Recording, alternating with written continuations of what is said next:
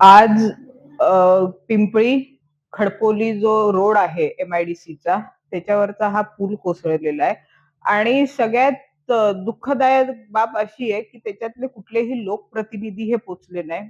ना स्थानिक आमदार शेखर निकमजी, ना ह्या जिल्ह्याचे पालकमंत्री उदय सामंत, त्यानंतर त्यांचा दौरा असून देखील ते अजूनपर्यंत इकडे पोहोचलेले नाहीत. त्यानंतर अ, सार्वजनिक बांधकाम मंत्री शिवेंद्रराजे भोसले त्यांना देखील साताऱ्यातून काय रत्नागिरी जिल्हा चिपळूणपर्यंत यायला जावळीवरून हे इकडे काय लांब नाही. तरी ते देखील पोहोचले नाही. जीवितहानी झालेली नाही, तर मला असं वाटतं की प्रशासनाला जीवितहानी होत नाही तोपर्यंत जाग येत नाही. ह्या पुलाचं जे ऑडिट आहे हे 2021 ला झालं होतं आणि 5 वर्षामध्ये हा पूल का नाही झाला? हे मला सरकारला प्रश्न आहे, की 5 वर्षामध्ये ह्या पुलाचं स्ट्रक्चरल ऑडिट होऊन हा धोकादायक आहे, असं ह्याचं ऑडिट झाल्यानंतर देखील ह्याच्यावर काहीच सरकारने काही उपाययोजना केली नाही.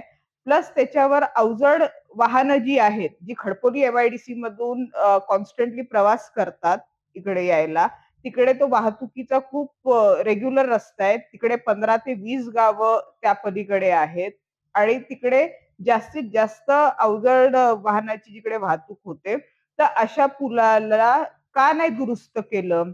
आणि आताही देखील कुठलेच लोकप्रतिनिधी जे आहेत, जे या जिल्ह्याचे पालकमंत्री आहेत, पालक आहेत ते इकडे आलेले नाहीत. ते कुठेतरी अजून त्यांचा चिपळूणला दौरा होता तरी ते आलेले नाहीत. स्थानिक आमदारांनी कुठला प्रतिनिधी देखील पाठवलेला नाही, ते पण नाहीयेत. तर त्यामुळे आणि PWDचे पण कुठले ऑफिसर काय फारसे काही फिरताना दिसत नाहीयेत. तर सरकारला फक्त कोण मेल्यानंतरच जाग येते का? असं माझा प्रश्न आहे. आज सकाळी कशेडी घाटाच्या बोगद्याच्या इकडे एक बसला आग लागली. त्यानंतर लोकं तिकडे जीवितहानी नाही झाली. 40 लोकं त्या बसमधून बाहेर पडले.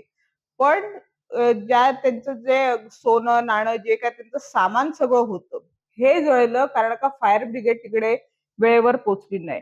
रत्नागिरी आणि रायगडला लागून कमीत कमी 4 मंत्री आहेत.